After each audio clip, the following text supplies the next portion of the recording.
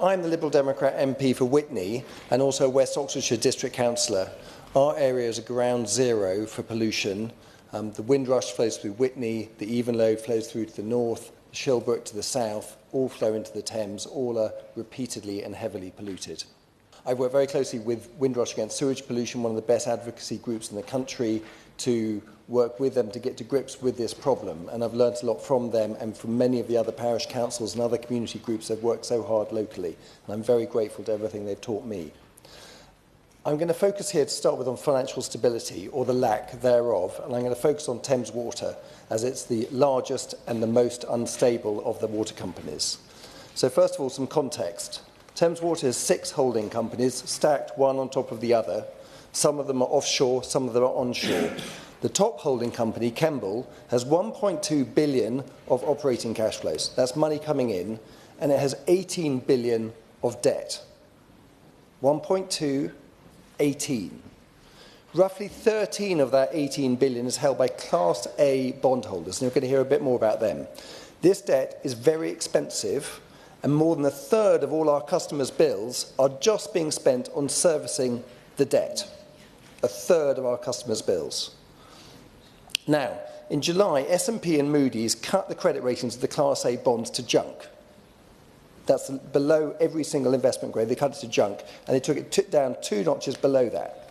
That action put the company in breach of its operating licence. Ofwat waved some limp celery at them and did really very, very little.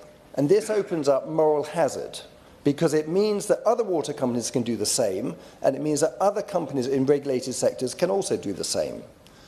On the 5th of August, the Under-Secretary of State replied to my written question stating that Thames Water's financial position remains stable.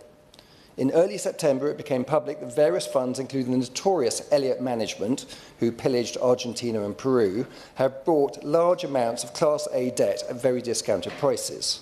On the 13th of September, the Under-Secretary of State replied to me again, stating that Thames Water remained stable.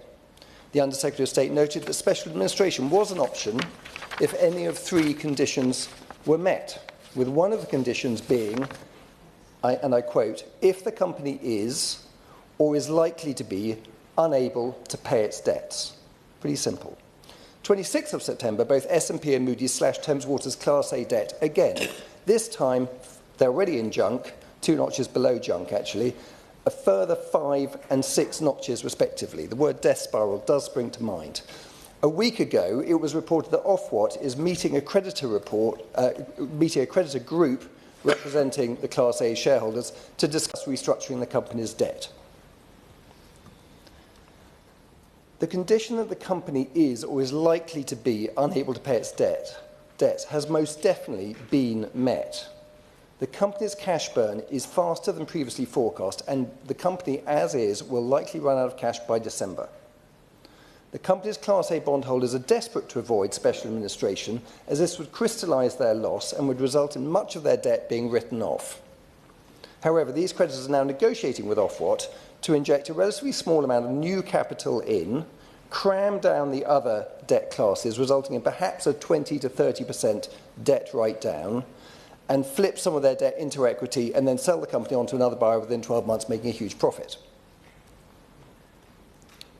If the government allows this restructuring, it is effectively rescuing a group of lenders, including vulture funds, not the company. Instead of the bondholders having to write off billions of pounds of worthless debts, the government will be giving them ownership of the company to the vulture funds, which they will then flip at a profit. This route is neither sensible nor equitable, either for the company or this government or our country, and I'm afraid I believe is the lazy short-term fix, which the government can repent from at leisure over the course of the parliamentary term. No one is going to be fooled by the government claiming that in the very short term the market has fixed it, and no one should be panicked by bankers claiming Armageddon, but in reality just driving their own agenda.